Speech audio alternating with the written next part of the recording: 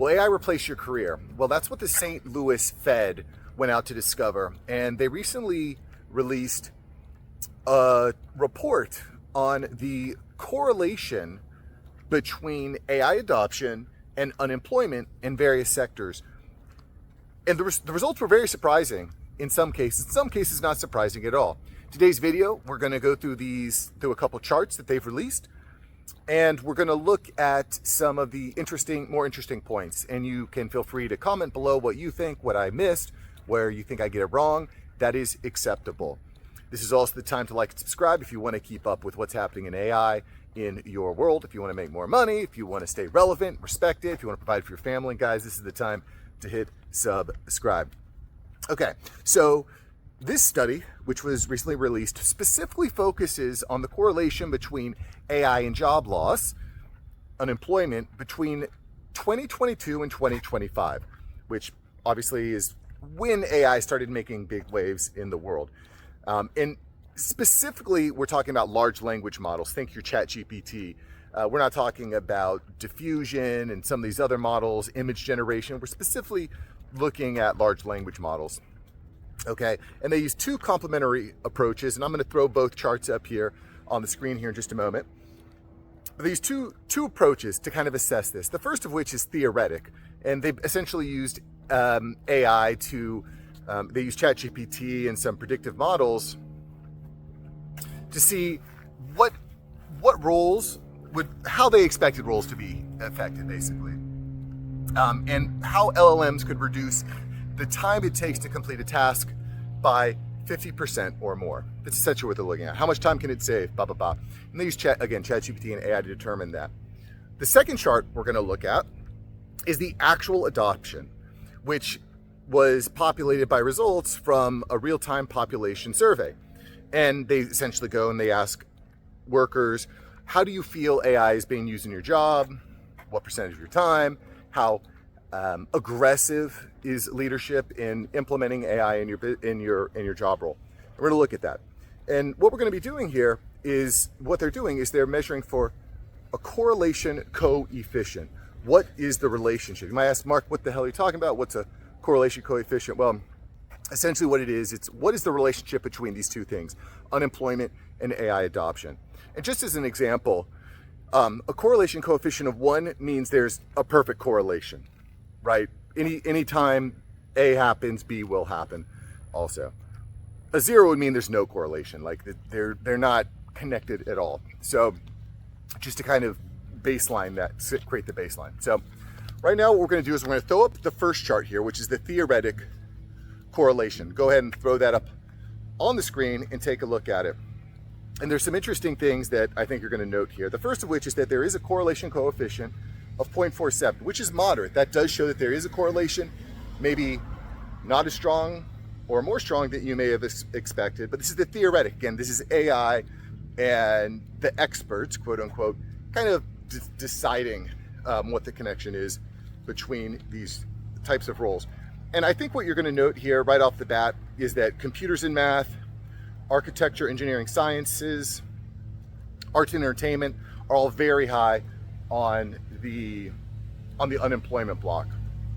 You also notice that business and finance pretty high on the unemployment block, while also having a higher expected adoption rate of AI. Pretty interesting. You note that these are essentially all white-collar jobs. White-collar jobs. These are not, the buzz, which I got to say that my biggest fear when it comes to AI is autonomous vehicles replacing all of our truck drivers, Uber drivers, because I feel like that could happen very, very quickly when it does happen. Regardless, those aren't the people that are being impacted here. These are the white-collar jobs. These are the people that go to college, they go to university, they study their whole lives, and then they're essentially on the chopping block, which is obviously another problem in and of itself. So anyway, you'll find that's interesting. The other thing that I think is interesting here in this chart that you'll notice is at the bottom, when you see the AI exposure rate, it goes all the way up to 80%. And the implication here is that if you are in computers and math, there's going to be an 80% adoption rate. You're going to be using AI like crazy. It's going to be taking on a larger role, et cetera, et cetera.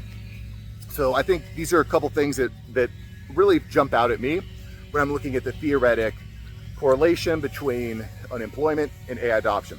So let's throw up the second chart here, okay? And the second chart is the actual AI adoption rate compared to the theoretic. And this again was determined by the RPS surveys.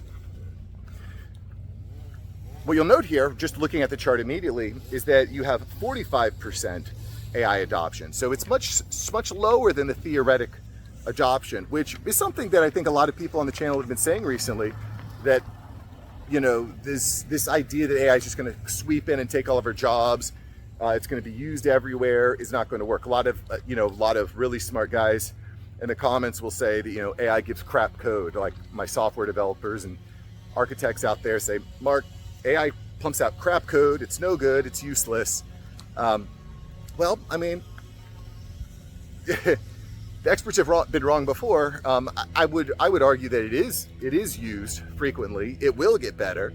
Will it ever be perfect? I don't know. That remains to be seen. But certainly the theoretic idea of how much AI you're going to be using at the 80% at the top versus 45% in actuality, I think it's an interesting thing to highlight. The second thing that, you know, we're going to highlight here on this chart that I think is important is that, you know, the positions are relatively the same, okay? You still see computers and math, business and finance, arts, entertainment, sports, architecture, engineering, sciences are all near the top. One thing that I think is also interesting here, when you look at the actual adoption, the correlation rate is actually higher at 0.57 versus 0.47. So, you know, whereas in the theoretic, it's showing a looser correlation, here we're seeing that the more AI is used, the more unemployment we're seeing. I mean, the chart's right there, thanks to the St. Louis Fed. I think that's very, very interesting. So what does that mean? Well, the more AI is used in your field, the greater the chance that you're going to be out on the streets, basically. Now, what also I think is worth noting here, and I kind of mentioned this before, is that the actual adoption rate of the AI is lower than the theoretic. And I kind of touched on that briefly, but there's a couple other things I think are interesting here that, you know, this correlation does not mean causation. So while this is measuring correlation rates, there are other factors in play. And I know you guys like to mention these and talk about these a lot. But, you know, why is the actual adoption lower? Well, there's restraints. You have to train your workforce. It costs a lot of money. You have to integrate and develop all new systems. And I think what we're seeing here is that takes perhaps longer than we originally expected. There is a quote from Bill Gates that I find is interesting, where he says, people overestimate what technology can do in 1 year, but they underestimate what it can do in 10. And I've kind of taken that to the bank. You know, I don't know that AI and robots are going to all of a sudden take over all the jobs within the next 18 months. But over the next 10 years, I think you're going to see an incredibly dramatic shift. I mean, I don't think the world in 10 years is going to look so dramatically different than the way it looks now. It's going to be hard to envision, I think, what it will actually look like. Okay. You know, there's also other issues at play here. There's monetary policy shifts. You know, we're dealing in a post-pandemic, post-lockdown world, and inflation is way up. What we can see, though, for sure, is that there is a positive relationship between AI and unemployment. So I don't know what to say. There's definitely a cause. And you could say, well, Mark, there's all these other factors in place. AI is being used and talked about everywhere. That's not necessarily what's causing the unemployment. I think that's a fair point to make, although just what I'm seeing, the guys I'm talking to, what's happening in the business and marketing world, I mean, it's being used at scale all over the place. Especially when I look at, you know, SDR work, customer service work, HR work. I mean, it's being used ubiquitously. One of the things, though, I think that is interesting when you look at, that's a little bit unexpected when you look at this chart, is that office and administrative work is very, very low. on the increase in unemployment, which I would have actually expected to change. I would have expected that to change. It's actually quite low. I also see that the AI adoption rate is also very low in those sectors as well. I mean, it's less than 20%. I would have expected that office and admin would be using AI like crazy. Heck, I can't really even hire anyone that's not using AI. Probably wouldn't. I'm kind of saying, like, if you're not using AI, you're just not going to be competitive. The other thing that I think that's worth mentioning here, when we talked about the upper end of the correlation when it comes to AI and increasing unemployment, is the lower end. You see personal services, legal and social services, education. These are all on the very low end. And the reason I think this is interesting is, what do all these jobs have in common? They all require empathy, human-to-human interaction, very, very personal. They're very personal. And I think that that's, again, kind of a competitive advantage that you're going to have is what are the relationships you have? Are you customer facing? You know, can you shake hands? Do you know how to smile? Do you understand body language? Like, these are all things that I think are going to be very relevant moving forward. And quite frankly, not to throw shade at the younger generation, this is something that I think that y'all struggle with in general, because you grew up in a digital world with cat emojis and face filters. And I'm not saying this is a bad thing. It's just the world that we live in right now. In some ways, you're going to be advantaged. But this, I think, is something that you need to be aware of, that in an AI world, human connection is going to be a premium. I don't want to get on it too big of a soapbox here, but I have 2 young kids, 6 and 9, and I recognize that they're growing up in a different time. I want to get them they're in team sports, guys. You got to get your kids in team sports. You got to get them learning how to engage with other human beings, how to form bonds, how to smile, how to work as a team to solve problems. These I think are incredibly valuable skills that are going to be in very high demand in the future, in my opinion. Let's look at some other conclusions here. We talked about this a moment ago, but I just want to kind of re-highlight this, that the highest impacted sectors are the most educated sectors: computer and math, architecture, engineering, science, journalism. All these are at the very high. Well, here's the problem that you guys have when you're highly educated, master's degree type of position, is that having access to an LLM is kind of like having a PhD in your pocket. You're just able to speak and come up with ideas at a much higher level than you would otherwise. So people that are spending their whole lives or spending years of their lives to try to learn and master these topics are suddenly, I don't want to say unable to compete, but they're suddenly up against, oh my gosh, everybody else has these great ideas. Now, that being said, but AI hallucinates. It's not perfect. It comes up with some wonky stuff. Like, if you want your cheese to stick to your pizza, try using glue. Like, obviously bad advice. There's going to be other more subtle mistakes that AI makes. So this is where you're going to need an expert in the field, a human, to say, okay, the AI is wrong here.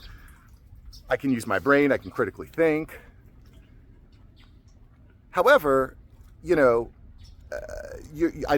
think you're going to need as many. You're not going to need as many experts. You can use one expert who's reviewing the results from various LLM outputs and able to spot the mistakes and kind of work through it. So I just think that it is less. The other problem, and I've recorded an entire video on this, I'm going to put a link to it here, is that college graduates are having a very hard time finding jobs. And what's happening here is that AI is replacing them on the first rung of the professional ladder. They're just not finding jobs because companies aren't hiring, because they're using AI, and they're using AI to fill those entry-level roles like data entry and reading and writing copy, stuff like that. Okay, what else are, I think, some interesting things that I noticed here? I also find it kind of surprising on the blue collar role. These blue collar roles have pretty low AI adoption rate, but we're also seeing a pretty high level of unemployment here. The unemployment is increasing. And,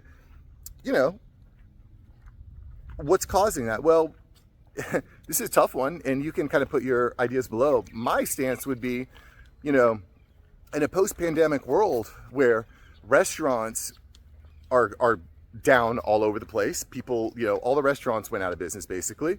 especially for all my Californian friends out there. All the restaurants went out of business. So if your restaurant goes out of business, well, you don't need to hire the regular AC guy, plumber, electrician out to your place all the time.